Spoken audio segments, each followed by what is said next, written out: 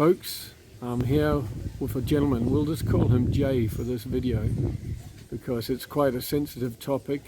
He's very brave coming on camera, speaking out, but they do say the enemy of corruption is exposure. And Jay, you've just been through a very nasty experience, which a lot of Haitians here in Dominican Republic go through.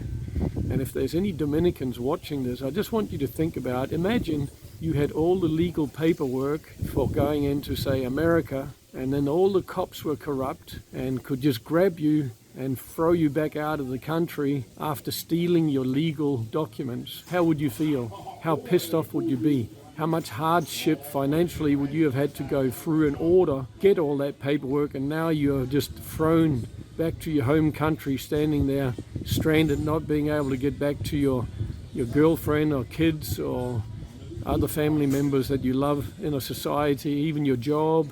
It could completely screw your life up.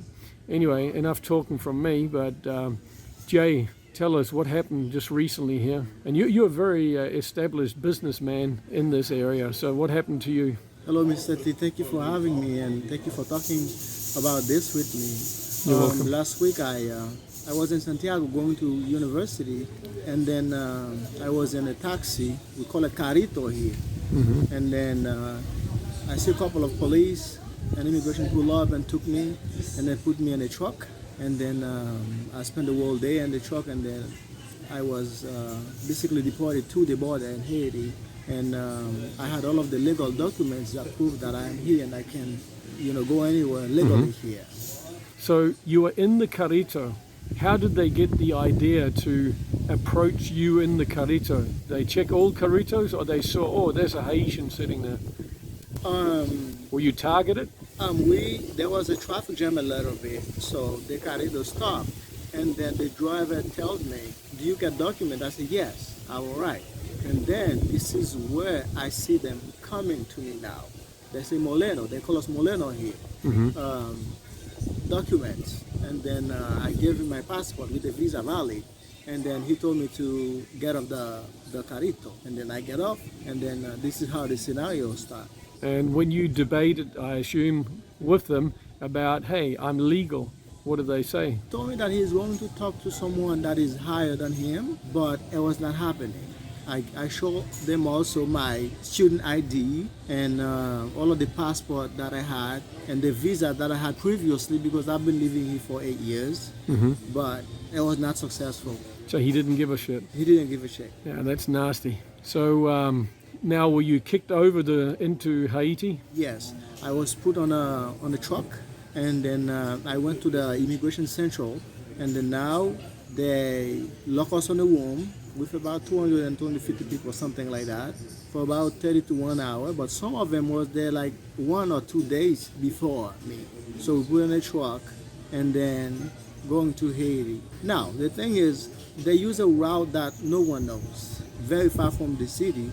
And whoever had any money or telephone that were willing to give them for their freedom, they would take them and then drop them to the bush and then keep going. To the bush? Yeah. All right. So this was on the way to Haiti? On the way to Haiti. So those who could buy off the cops, they would win their freedom to get out in the bush. Yes, that is correct. But at the cost of a long walk.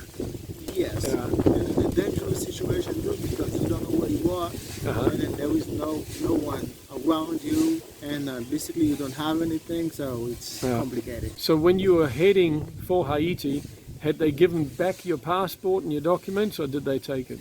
Actually, when they took me, when we get to the immigration central, I took my passport, my telephone, my internet, and then my wallet with me, because they took my bag and we left the bag outside. All of the bag, we put them outside and then close the bag. So now, when I get out of the room now, the bag was open. So it seems like someone was looking for stuff in the bag as I was inside of the room locked with the other guys.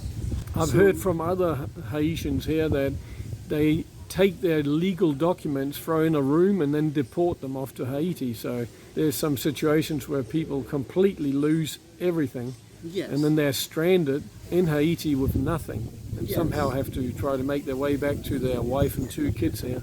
Yes, it happens. And not with only Haitians. It's all about black people. So they don't like seeing you black walking in the streets like that. So some Cuban has been deported, Haitians, even some black Americans have been deported. So now, as soon as you are black, you are a target. That's nasty shit, and a human rights violation. It's discrimination. It's racist. So yeah, let's call it for what it is. And people who do that are obviously just looking at it as a business, and they've gotten away with it because people up the food chain are obviously not doing their job. So what do they say? If the fish stinks, it stinks at the head. Any other messages you would like to give to those who are watching in terms of how they could help sound the bell on this one? I would say that I was able to be in that situation to teach someone else that it happens, and then they have to be cautious when they come down here.